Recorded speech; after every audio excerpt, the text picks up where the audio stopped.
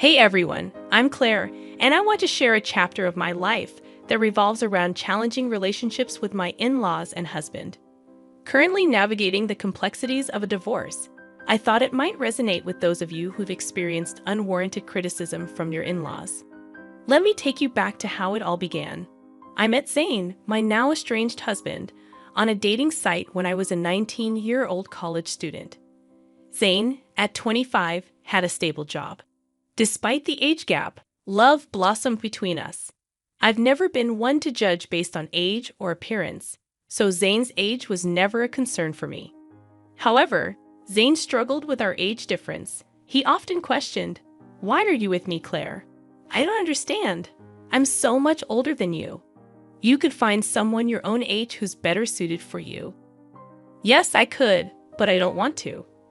I fell in love with you, and age doesn't matter to me. Zane, burdened by insecurities, persisted. "There must be other reasons, Claire. It's not natural for someone like you to love someone like me. I wish you'd tell me the truth." "I am telling you the truth.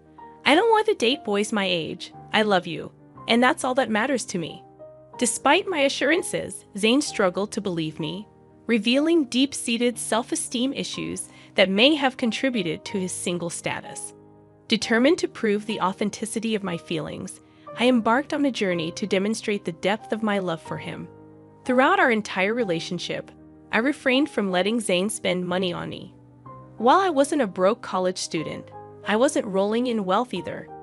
Despite my financial constraints, I made sure to buy him gifts and cover my own expenses each time. I held a modest job, so I wasn't destitute. Zane seemed to appreciate these gestures. Regrettably, Zane's low self-esteem persisted, and he continued to doubt the authenticity of my love. Despite my best efforts to be supportive and understanding, his mistrust shattered my heart.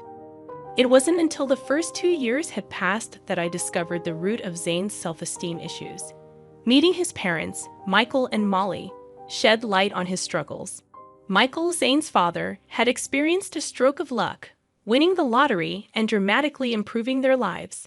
They purchased an extravagant house and secured their future with the remaining funds.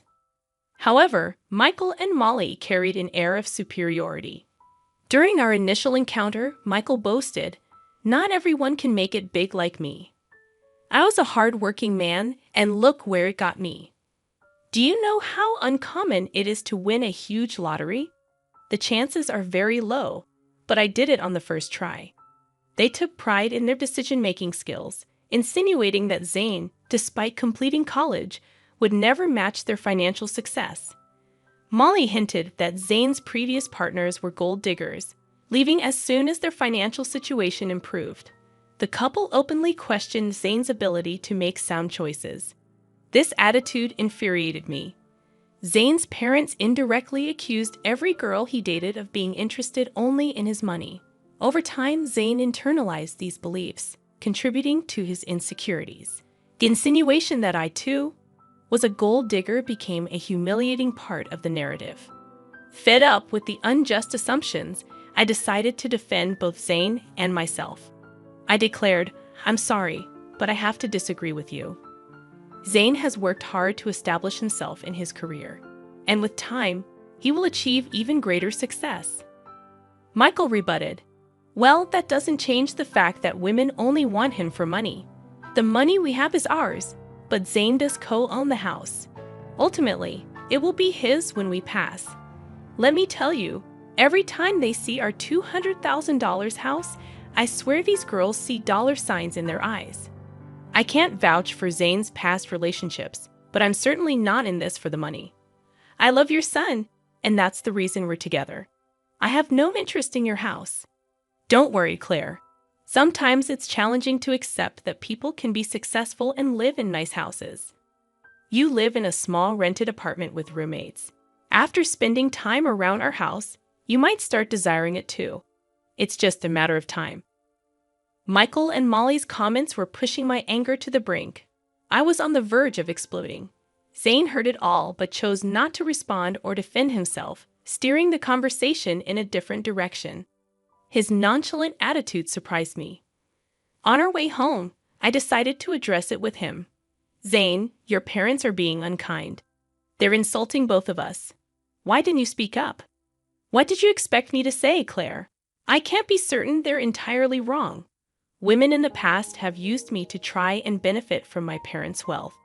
They made grand plans involving the house and how it would be ours once my parents passed away. Even if they were gold diggers, that doesn't mean I am one too. You stayed silent when your family insulted me as well. You know my family is well off now. There's a chance they're right about everything. I'm not saying you had bad intentions, but I can understand why it might seem questionable. You don't have parents, so you rely on my inheritance alone. What you're suggesting is absurd, Zane. I've never pressured you to spend money on me. And just because I don't have an inheritance doesn't give you the right to label me a gold digger. Zane remained unwilling to acknowledge my concerns, insisting that he loved me, and the reasons behind it didn't matter. He shrugged off the need for further discussion.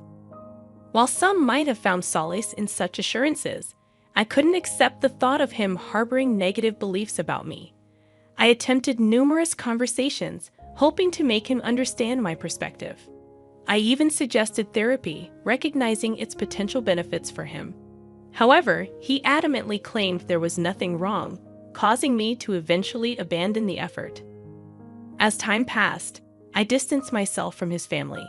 We became engaged shortly after my college graduation, and although my job paid decently, I started saving to contribute to our wedding expenses.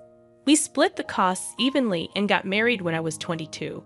However, the subsequent 3 years turned into a tumultuous period of my life. Zane frequently visited his parents, returning home in a sour mood each time. I knew Michael and Molly were still taunting him and branding me as a gold digger. Despite my pleas for Zane to limit contact with them, he continued to engage with his parents. Their words poisoned his perception of our relationship, convincing him that no one could genuinely love him. Even after years of love and care, Zane remained suspicious of me. The burden of constantly proving myself became increasingly draining. However, the breaking point arrived on Zane's birthday. In line with his preference for small celebrations, we had a quiet cake party at home. I presented him with the expensive watch he had desired. Zane was elated with the gift, but my joy waned when he suggested visiting his parents to showcase it.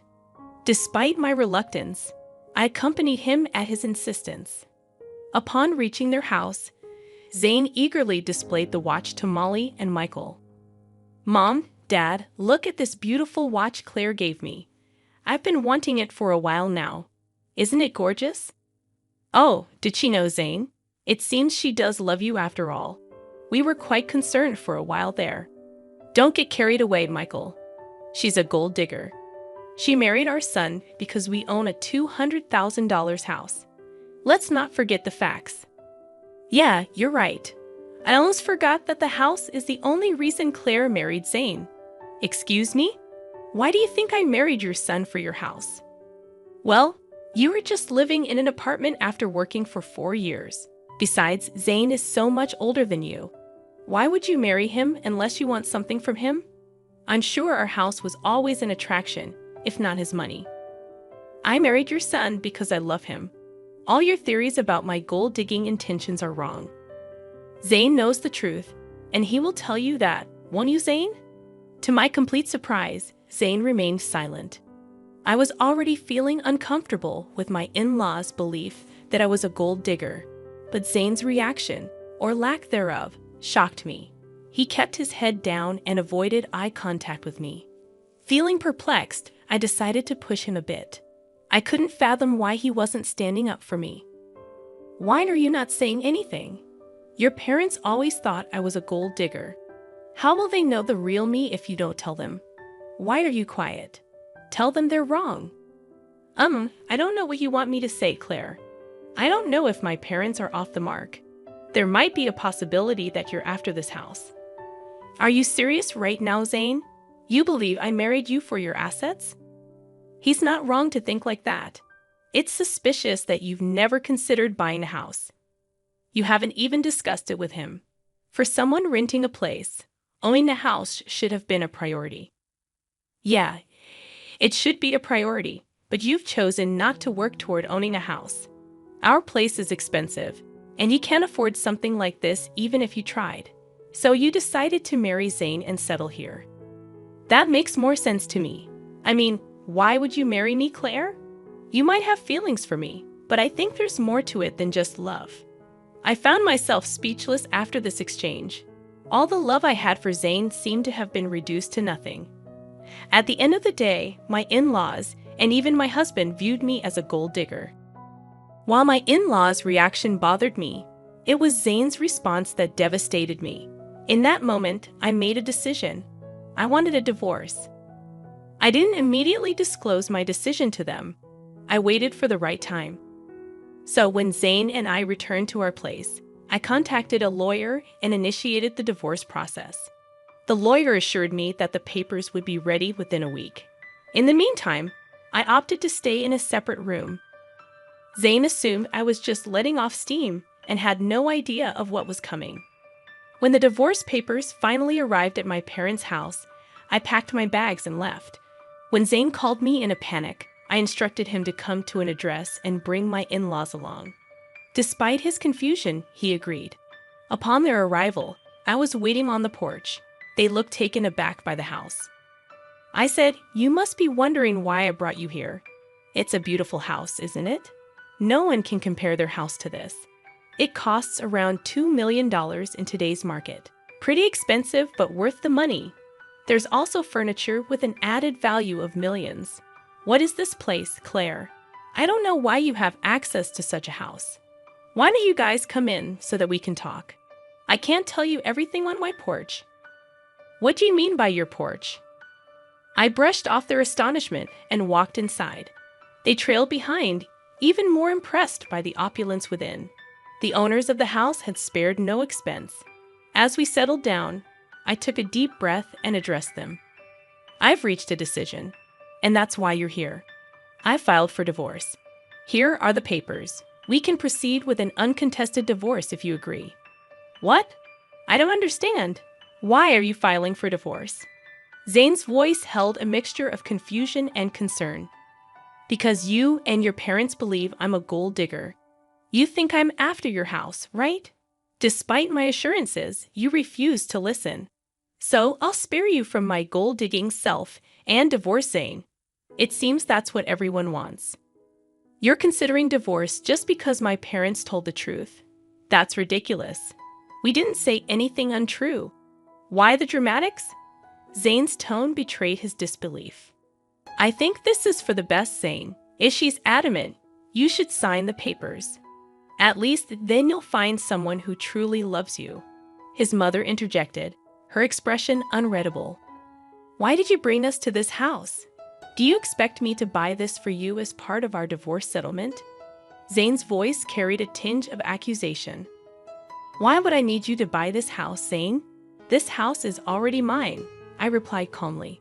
The shock and disbelief etched on their faces hit me like a bomb. They regarded me with disbelief, as if I were joking. Zane and his family seemed utterly unconvinced. "How on earth can you afford a house like this? You're renting, and your job isn't enough to cover this. Stop lying to us," Zane's father demanded, his tone sharp with suspicion. "I'm not lying, Zane. Remember when I mentioned that my parents left me some inheritance? Well, this is the house I was talking about. It's under a trust now, but I'll officially inherit it when I turn 30. I don't work a high-paying job because I have a trust fund waiting for me. That's impossible. Your parents passed away a long time ago. They should have let you have the house earlier." "Well, you see, my parents were aware of the potential leeches I might attract. So they instructed me never to disclose the house or trust fund to anyone. Call it foresight. But they knew someone could exploit me. Hence, they placed everything in a trust to keep it safe until I reached 30. By then, I'd hopefully be settled with someone who genuinely cared about me, not my inheritance." "Oh my God, Claire. You should have told us about your wealth. We had no idea. This is a sizable house you have. We could all live very comfortably here." "Yeah, you should have shared that sooner. We thought you were after our house. We could have avoided all the misunderstandings." I always knew Claire was perfect for Zane. I've been saying she's a great woman. Look how wealthy she is. Zane really found a great match. Hearing this, I couldn't help but laugh. Their attitude toward me had shifted so rapidly that it made my head spin. What was even more bizarre was that they soon seemed to forget about the divorce filing. I took out the divorce papers and signed them. As I was saying, here's my signature for an uncontested divorce. You can just sign these to make it easy if you want to fight. We can take this to court. I won't live with you anymore. Claire, listen to me. There's no need to rush this. You've already proven you're not a gold digger. There's no reason to get a divorce anymore. We'll even apologize for any misunderstanding. That should make things better, right? Yes, Michael is right. We are sorry, Claire. We doubted you for no reason. I don't want your insincere apologies, Zane. For 2 years, you allowed your family to berate me and label me a gold digger. I expected you to at least defend me. But no, you sided with them and accused me of being a gold digger as well. I won't stay with someone who doesn't respect his wife. I'm done with you. We can part ways amicably or involve the courts. The choice is yours. Zane, Molly, and Michael tried their best to change my decision, pleading with me to let go of the past. In their minds, what happened was just a simple misunderstanding. Not once did they show remorse for tarnishing my name. Their audacity fueled my anger. When I reached my breaking point, I demanded they leave before I called the police. My anger intimidated them, and they left. Over the next few weeks, Zane and my in-laws continued to harass me daily. They begged, pleaded, and even offered bribes to convince me to stay. Their belief that I could be swayed with money only intensified my fury. It revealed that they still considered me motivated by financial gain. The irony was that, as Zane co-owned the house with his parents, I was entitled to half of his share. This realization fueled their desperation for reconciliation.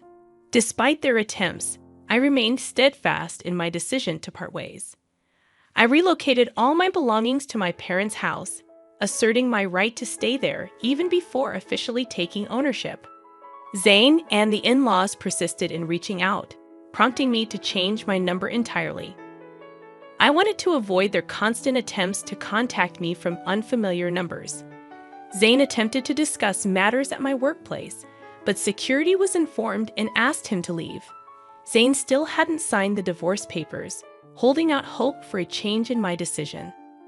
Nearly a year has passed since I initiated the divorce proceedings. With only a year or less remaining before the legal process concludes, I've managed quite well on my own. Living independently, I've found happiness and financial stability. While I've gone on dates, I'm not considering anything serious at the moment. According to a cousin of Zane's, they are apprehensive about paying me my entitled share of the house. Legal fees are piling up, and their savings are insufficient. Zane is even pushing for a sale, harboring resentment toward his parents for the upheaval in his life. At this point, I simply don't care and only want to be free from that toxic family.